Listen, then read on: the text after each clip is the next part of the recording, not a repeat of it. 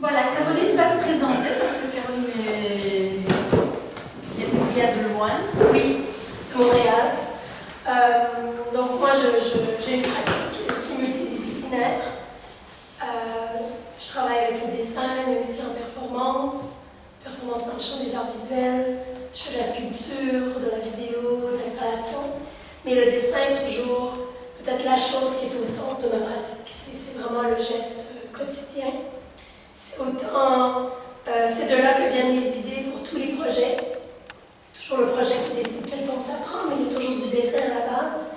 Mais évidemment, il y a le dessin qui reste, qui devient une œuvre, qui est quelque chose que je vais partager, que je vais exposer. Je m'intéresse au corps de la femme en particulier. C'est à partir de ce corps-là, moi, que je fais l'expérience du monde. Donc ça m'intéresse beaucoup. Toute l'histoire des représentations du corps de la femme, certaines qui sont très belles, d'autres qui sont très violentes. En ce sens-là, je m'intéresse aussi à l'histoire de la médecine, qui me fascine, qui est aussi une histoire qui a trait au corps de la femme, qui est assez effrayant parfois.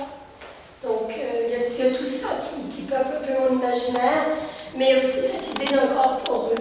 J'aime imaginer que mon corps va être en relation avec l'environnement. Donc, je suis en lien, en discussion, en relation, en dialogue avec un arbre, une plante, un animal, de l'eau. Pourquoi pas? Donc, j'aime dessiner des corps, des êtres en transformation, qui présentent parfois leur intériorité à la surface de la peau. Donc, on peut deviner des organes, qui sont des organes souvent qui sont plutôt inventés, fantasmés, que des réalités du corps tel qu'on connaît par la médecine scientifique. Et puis tu vas nous parler de ce que toi tu présentes là ici, notamment beaucoup dans cette pièce.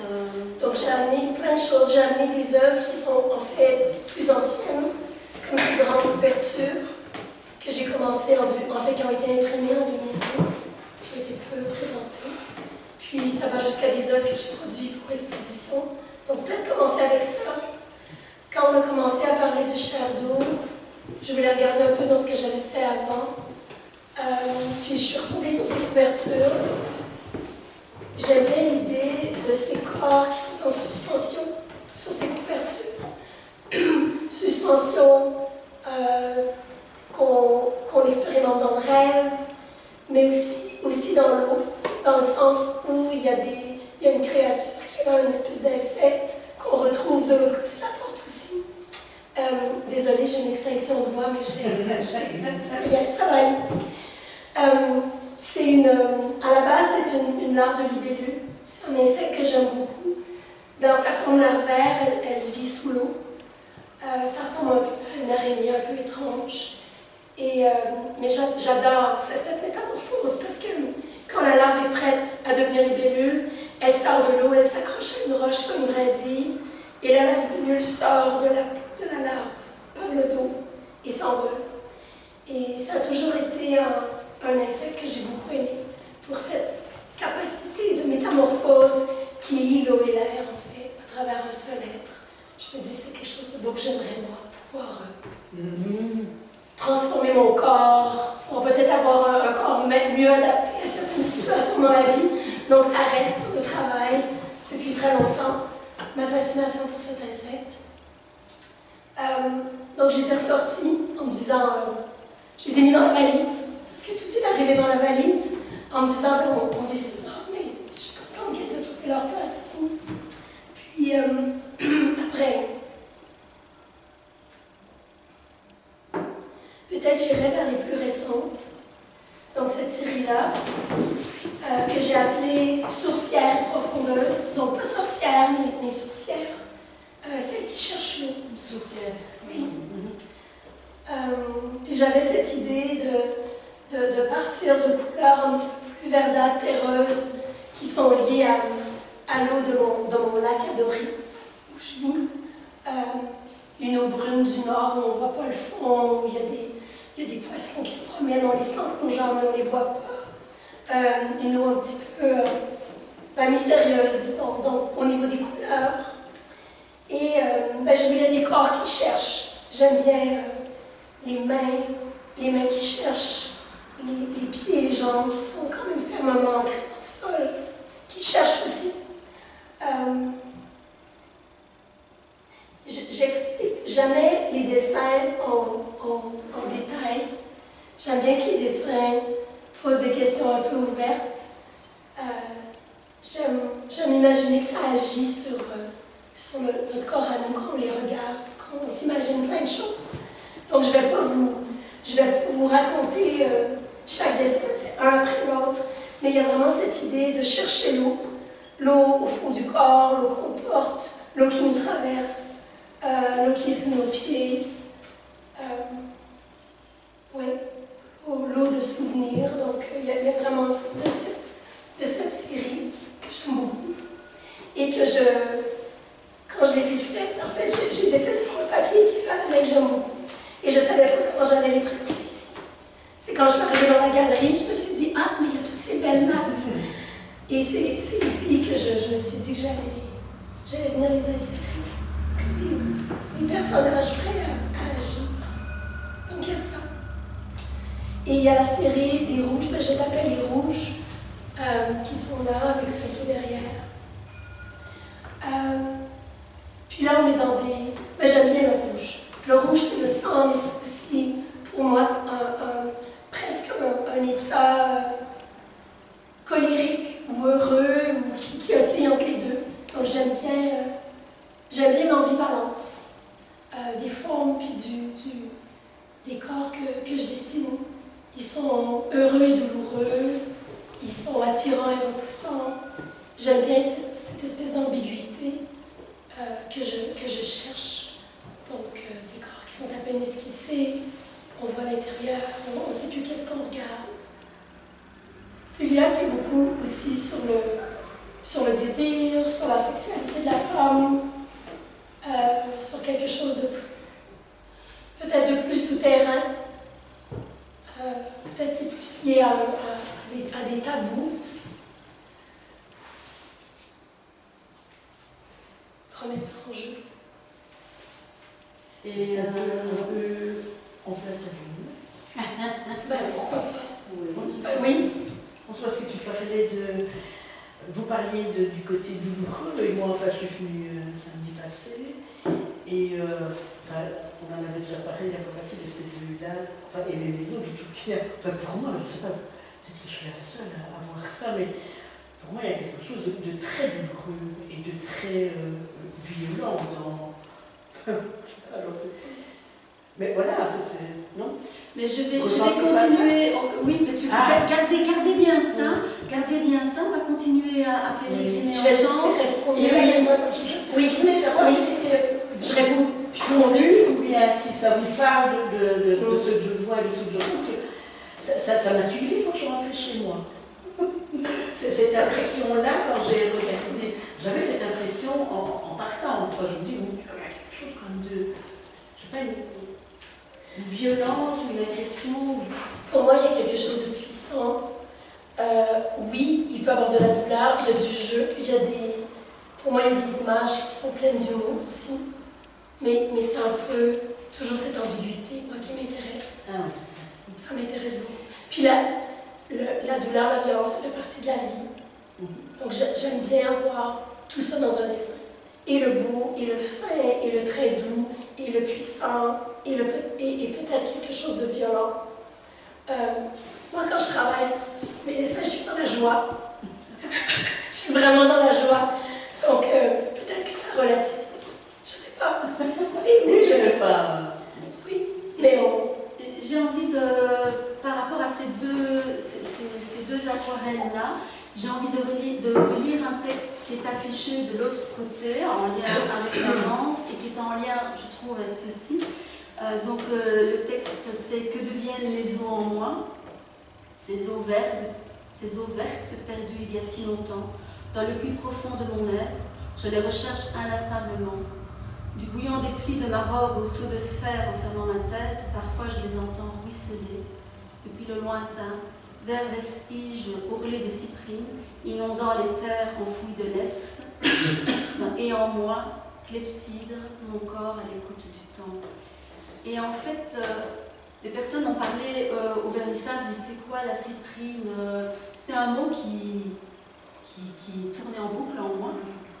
Et je suis allée, j'avais vaguement une idée, puis je suis allée vérifier. Et le mot cyprine, c'est à la fois un minerai de couleur vert bleu comme ça, dont je me suis couverte puisque je porte une robe de cette couleur-là. La cyprine, c'est aussi le liquide que produit la femme quand elle est prête et qu'elle a envie de faire un mot. C'est la cyprine.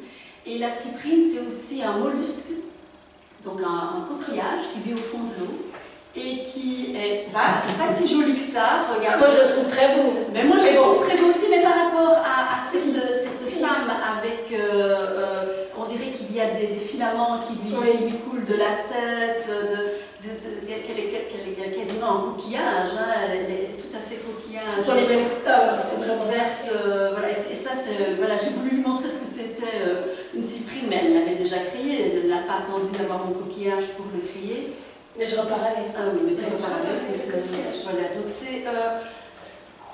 Je veux dire que dans ce que nous avons créé, il y a une part de rationnel, il y a une part de partageable, et puis il y a une part d'indicible, il y a une part de sensation personnelle qui t'appartient, mais qui, je comprends, peuvent faire peur. Il y aura déjà d'ailleurs une petite citation que j'ai prise dans un livre que j'ai découvert récemment et qui parle vraiment bien de comment est l'approche de Caroline. Moi, je ne sais pas toujours parler comme elle en direct, j'ai un petit peu écrit. D'ailleurs, ce matin, pendant 1 heure, chacune de notre côté, on a écrit plein de choses à vous donner maintenant. Donc, je vais vous lire ce que j'ai écrit, et qui parle de la danse, et qui parle aussi de ce que nous avons fait ensemble. Donc, c'est une femme de plus de 60 ans qui danse, celle qui est là, celle qui est ici. C'est une femme qui se pose la question de l'eau en elle, son eau intérieure, sa source de vie, sa source d'énergie, sa source intime. Voguant entre eau réelle, matérielle, et eau symbolique, elle danse ce qui la traverse. Son corps est à la fois chair d'eau. Son corps est un puits où elle conserve les eaux. Son corps est un pont sous lequel elle regarde l'eau couler. Et entre les deux, l'eau prend, chair d'eau.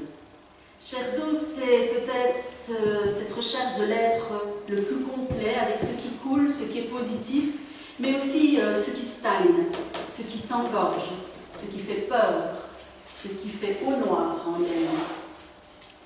Les eaux vertes, celles-là, celles qu'on retrouve en certains endroits, comme là, ce sont celles de la robe, mais ce sont aussi les eaux vertes, les algues qui guident mes mouvements, avec tout ce qu'il y a de rationnel et d'indicible, comme je le disais tout à l'heure. Donc, même dans cette vidéo qui passe là, il y a une part de mouvement que j'ai choisi, mais aussi toute une part d'improviser. Et on se fait la réflexion que quand tu fais tes aquarelles... Moi aussi, j'improvise, je fais pas de traits au crayon On ne peut pas reprendre une aquarelle. Une fois que c'est lancé, c'est... Une fois que c'est lancé, c'est lancé. Et là, on se disait que dans la démarche, il y avait quelque chose qui nous reliait. Oui, tout à fait. Et donc, dans la danse, il y a l'eau, il y a la matière, j'ai voulu qu'il y ait un seau, j'ai voulu qu'il y ait une fausse eau, mais c'est à la fois l'eau extérieure et c'est à la fois l'eau intérieure. Et je me suis dit que tout ça servait peut-être à visualiser la forme de l'eau, la chair de l'eau, mais que dans les gestes, quand je me revoyais encore le faire, il y avait chaque fois un trio de gestes qui revenaient sans cesse, qui étaient expulsés, non d'abord rassemblés, contenir puis expulser, rassembler, contenir et puis expulser. Et qu'il y avait vraiment tout le temps, tout, avec ce chose avec le plastique, etc. Il y a chaque fois ça qui revient. Et c'est aussi, peut-être aussi quelque chose qui m'intéresse, moi, dans ma manière d'être et de vivre. Et je reviens à cette femme de 60 ans qui danse et qui se demande, à 60 ans, à plus de 60 ans, si l'eau coulera encore d'elle, avec ce humide qui quitte progressivement et parfois le corps. Et il y a de la peur parfois, j'ai peur parfois que mon puits s'assèche, c'est quelque chose qui me traverse. Et j'ai peur que la cyprine se volatilise, et j'ai peur parfois que la clepsydre, je ne sais pas si vous savez ce que c'est une clepsydre Oui, c'est un sablier, mais au lieu que ce soit du sable, c'est de l'eau. C'est la première, ça a été la première forme de mesure du temps qui a été inventée par les hommes, c'est la clepsydre. J'ai eu une fois une image comme ça, clepsydre, et je trouvais que ça allait vraiment bien avec notre réflexion sur l'eau et sur ce chef d'eau. En plus, la clepsydre, c'est presque une forme féminine, hein, avec ce côté rond au-dessus, un peu plus fin à la taille et puis évasé. Et donc il y a toute cette part d'eau qui part, et c'est vrai qu'au début je parlais de l'eau, puis c'est devenu les eaux, c'est devenu les eaux perdues, et je me suis dit, bah oui, mais perdre les eaux, quand on est une femme, c'est un moment important. On parle de perdre les eaux, mais c'est pour amener une naissance. Et je me suis dit, moi, une femme de 60 ans, si je perds mon humide, mais peut-être que je ne vais pas perdre ma créativité. Peut-être que ça va continuer à créer à l'intérieur de moi. Et ça, on s'est dit que ça, c'était quelque chose qui peut-être était notre quête commune, de continuer à aller chercher le filon, la source, toutes ces sourcières, sourceuses, profondeuses. Et que ça, là, c'était quelque chose qu'on avait envie de continuer à poursuivre, et c'est pour ça qu'il y a cette idée de puits, d'aller chercher après le puits, qui reste-t-il, et j'irai encore, même s'il n'y a plus d'humide, j'irai encore en dessous du seau, en dessous de la corde, en dessous du sol, en dessous du profond, et voilà, donc tentative de le danser comme je peux, ou en tout cas de l'écrire comme je peux, et d'y rêver comme je peux, et ça je peux le rêver. Mais ces eaux, des fois je parlais donc du positif et du négatif, les eaux stagnantes, Caroline, elle cherche à les dompter dans ses aquarelles. Ces eaux presque redoutantes, je trouve qu'elle les externalise. Et on est à la fois confronté, quand on regarde ses œuvres, à toute une douceur des tons. Ce sont des eaux vertes, des eaux roses, des eaux jaunes, des eaux bleues. Et puis il y a toute cette crudité des orifices, des matières étranges qui façonnent les creux du corps, mais peut-être les creux de l'âme, où se tapissent des monstres et des fauves qui demandent peut-être à être amadoués ou aimés. Et c'est là que j'ai ma petite citation qui parle que j'adore, que je lui offre aussi, voilà. Donc c'est un livre magnifique. Les citations, ça a été écrit par un monsieur qui a 91 ans. Est-ce que je l'ai mis, mais voilà.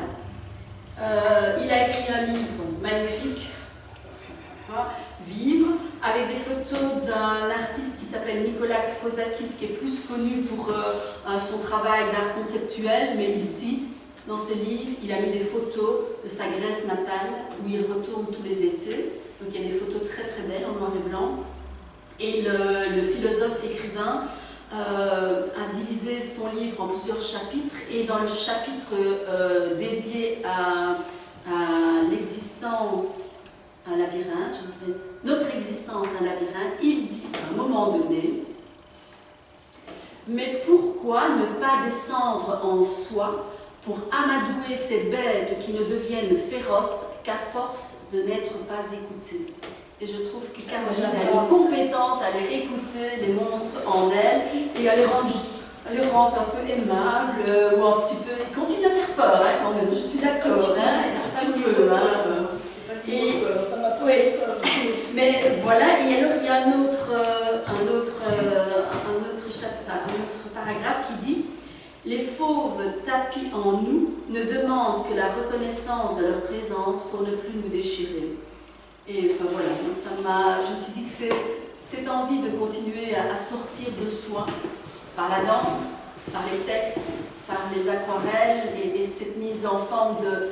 Je me dis que cette chair d'eau, c'est toute cette créativité, en tout cas moi, qui m'anime et que j'ai recherché dans ce travail avec Caroline. Et cette recherche de liberté, en tout cas pour moi, la création, c'est une recherche de liberté, c'est une quête de liberté, c'est un endroit où je me sens très très libre, où je peux exprimer tout ce que j'imagine, tout ce que je ressens, loin des dictats, puis des injonctions de la mode, des médias, de ce qu'on devrait être, ou faire, ou comment on devrait paraître. Donc pour moi c'est quelque chose qui est très, très puissant. Oui. de pouvoir exprimer ce que j'ai vraiment au fond de moi. C'est ça aussi que je pense que je suis une sourcière, une profondreuse. J'aime bien les regarder, ce qui vit, ce qui nage profondément, le ramener à la surface, puis le regarder pour ce que c'est, doux et violent et séduisant, repoussant. Oui, petit coup dans cette vie. Et moi, avec cette femme de 60 ans et plus, s'agit-il de cultiver, drainer ces eaux intérieures, leur assurer bassin, après avoir jeté le seau qui enferme les idées préconçues sur la mort, les craintes de vieillir, de plus savoir crier. Chair d'eau serait-ce donner une forme, une voix à la matière possible de l'eau à travailler en soi? Chair d'eau serait-ce une mise en poésie et en mouvement des eaux primordiales, des eaux parlantes, criant du désir d'existence? Voilà ce que je cherche. Quand je me vois danser en boucle sur le mur, c'est un peu difficile pour moi de voir tout le temps reviennent ces gestes de contenir, d'expulser, de rassembler, ces boucles sans fin. Ça s'achève, ça recommence et c'est toujours à refaire parce que la vie est faite ainsi. Et voilà, et je me vois avec le film transparent qui allonge, qui s'étire, et qui est en parallèle avec ces colonnes de mots que j'ai voulu verticales, de nouveau à l'image du puits, qui permet aussi bien d'aller chercher en bas pour remonter en haut, ou ce qui est en haut, on peut l'amener en bas. Et voilà, c'était l'envie de pénétrer mes mots avec mon corps, avec mes images. C'est aussi une idée de Lino, de mêler les mots dans la vidéo. C'est toute cette foison de l'eau à ramener, à lâcher aussi parfois. Le plastique, il est là sur le côté, à un moment donné, je l'oublie un petit peu. C'est à brasser, c'est à poigner dedans, cette foison de l'eau, c'est à encercler les jambes. Voilà, c'est à engendrer, voilà, c'est tout ce que je voulais dire pour aujourd'hui. J'ai beaucoup parlé déjà. Et Caroline, je ne sais pas si tu as envie de... Moi, peut-être que je finirais en disant que pour moi, dans cette idée de collaboration ensemble, c'était vraiment important que la danse de Judith fasse partie de l'exposition. Donc, j'ai beaucoup insisté pour cette vidéo qui reste dans l'espace. Mais je trouvais que ce soit important que la vidéo, la danse, soit exposée au même titre que des dessins, que ça devienne une œuvre qui habite l'espace. Pour moi, c'est puissant. Cette boucle, cette danse qui s'achève et qui reprend. C'est ça. Moi, je suis très, très heureuse de ça. Moi, il fallait que ça habite l'espace sur la durée de l'exposition. Et puis pour les textes, une dernière chose, c'est vrai que j'ai eu besoin de les poigner, de les plier, de les faire vivre aussi comme ça. Parce que voilà, c'est juste mon écriture sur les murs. Et puis voilà, on est quand même beaucoup dans le sensoriel toutes les deux. Oui. Donc on a eu envie de façonner chacune à notre manière, de les mettre en relief, oui. tout ça. Voilà, et puis maintenant, je pense que les questions, les... La réalité aussi, et tout ce que ça englobe le mystère aussi. Ah oui, mais le mystère, c'est important dans la vie. Parce que l'eau, c'est la naissance, Oui. c'est la vie, et donc tout vient s'imbriquer l'un dans l'autre. Et donc, moi j'aime beaucoup. Et vous dites que vous aimez bien le rouge. Et le rouge, c'est vraiment la couleur du sang et de l'eau que nous, humains, c'est magique, quoi. On boit de l'eau, ça devient tout rouge, quoi. Mais bon, voilà. Et ça me donne toutes ces interpellations en regardant. C'est bien. Ce que j'ai pas dit sur la pratique de l'aquarelle, c'est un peu comme ça que j'ai commencé à m'y intéresser. C'est que c'est un art mineur qui était historiquement réservé aux femmes. Oui. Un art qu'on pratique en voyage de façon plus ou moins sérieuse. Sur une petite table. Sur une petite table, mais pas dans un atelier, sur un chevalet. Alors je prends un malin plaisir à en faire ma pratique de dessin principal. Puis le choix des couleurs aussi. J'aime bien les couleurs qu'on nomme féminines. Puis en faire, c'est ça, en faire des images puissantes qui font un peu peur parfois, qui peuvent paraître violentes, mais pour moi, elles sont plutôt puissantes. Et souvent drôle. Et c'est ça, comme j'ai dit tout à l'heure, moi je travaille dans la joie, dans une grande joie. Moi, je vois plus de gens. Et c'est ça, ça dépend. Mais ça dépend Oui, de chacun. oui. Et c'est très bien, et c'est très bien comme ça. Oui. Ça dépend de chacun, oui. Je trouve qu'il y a beaucoup de choses dans tout ça, dans tout ce qui est dit, dans tout ce que je vois. Je trouve que c'est très, ça part beaucoup du corps politique en fait, hein. Et du front d'activisme économique que je trouve intéressant. Mais pourtant pour moi, ce qui est vraiment l'eau, c'est la source. Autant chez un homme que chez une femme. Je trouve que cette reliance-là, de cette puissance d'où on vient, je trouve qu'elle est intéressante aussi quand je regarde ceci, de me dire qu'on provient et qu'on est tous composés d'eau. Oui, regarde derrière, là il y a toute une étude quasiment de la goutte d'eau, de la première. C'est parce qu'on a vu elle se déployer jusqu'au milieu de la salle, c'est parce qu'on a dû la rétrécir pour les peintres. Et donc voilà ce que je voulais peut-être. Moi, ce que je ressens, là, j'ai mon cœur qui bat très très très très fort comme ça quand je dis les choses, c'est que c'est ramener aussi, même si on parle de la femme, de dire qu'on vient tous du même endroit et que cette part-là est intéressante aussi chez l'homme, c'est de nous dire que cette part-là existe quelque part aussi dans cette source-là. Et voilà, surtout quand on a parlé de l'eau, enfin moi, quand vous parlez d'eau, je vois beaucoup la cellule, forcément, la membrane, ce qui sort, ce qui rentre, ce qui vient. Tout ce mécanisme, toute cette danse, est universelle. Et je trouve que cette force-là, elle est importante, pas que dans le corps de la femme, même si je suis très portée par ce qui a été dit et ce que je vois. Mais ça me fait doux dans le cœur de me dire que voilà, il y a cette source qui est commune fondamentalement, et de me dire qu'elle se trouve autant chez l'homme, ça me rassure, ça me rapporte tous ces... Voilà, ça c'est... J'avais envie de le déposer là. Merci. Et merci pour nous. Ben, oui, en plus, De nous faire exister. Hein? Parce qu'on parlait d'Ascension, justement, on parlait un peu de ça, et je me dis, il y a quand même... Ah, c'est pas parce qu'il y a deux hommes, hein.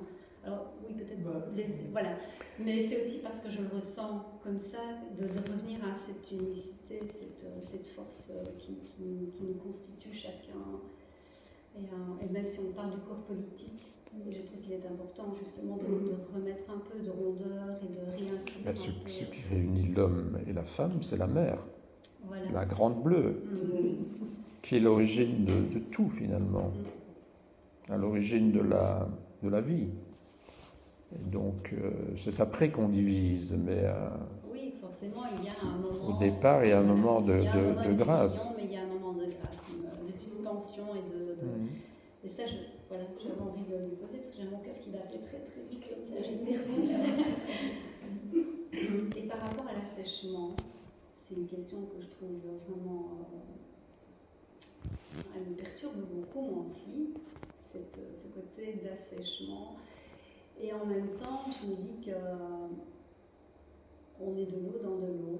Et avant que tout se densifie dans le système, et ça restera toujours. Et donc, ça veut dire que l'assèchement, il n'y est pas. C'est juste que quand on parle d'un corps un peu plus politisé, forcément, vieillir chez une femme, il y a un chemin de vieillissement où on met des mots dessus qu'on entend, avec lesquels on entend depuis toujours, hein, c'est-à-dire vieillir, c'est la déshydratation, c'est l'assèchement. Hein. Je crois aussi que c'est tout ça, ces injonctions-là, même s'il y a une réalité scientifique, mais je pense que quand on le regarde, comme tu le danses, toi, je dis, et comme tu le peins, le dessines, le vis, je me dis, quelle source en fait. Non, merci.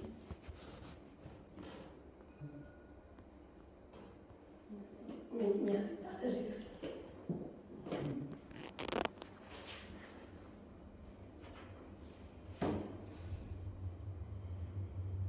Allez, je vous ai lire, parce que tu as ton cœur qui bat moi aussi. Oui, mon cœur qui bat. Le yéking, le rôle, c'est bien que je tire de temps en temps.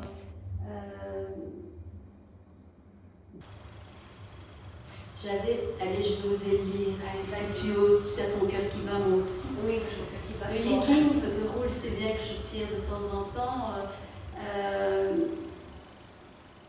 dit à un moment donné, parce qu'il y a c'est un livre divinatoire chinois très très ancien, et il y a un puits. Le puits, ça a été vraiment aussi une thématique qui m'a beaucoup parcouru dans cette histoire d'eau.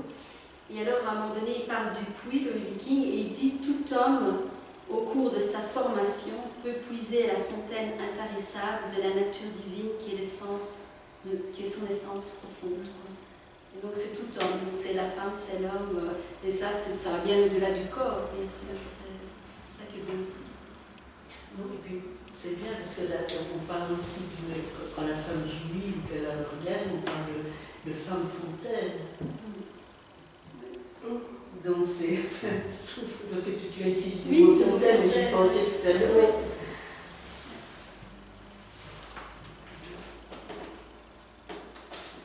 Et puis c'est subtil, elle se retrouve partout, même Oui. dans le corps, Oui. c'est tellement subtil.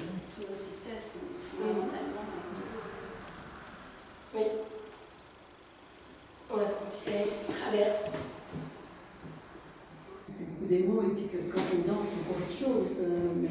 Mais c'est gai de faire les deux, j'aime bien. Je me rends compte que les mots et la danse, j'aime bien. Oui, c'est important d'avoir les deux. là.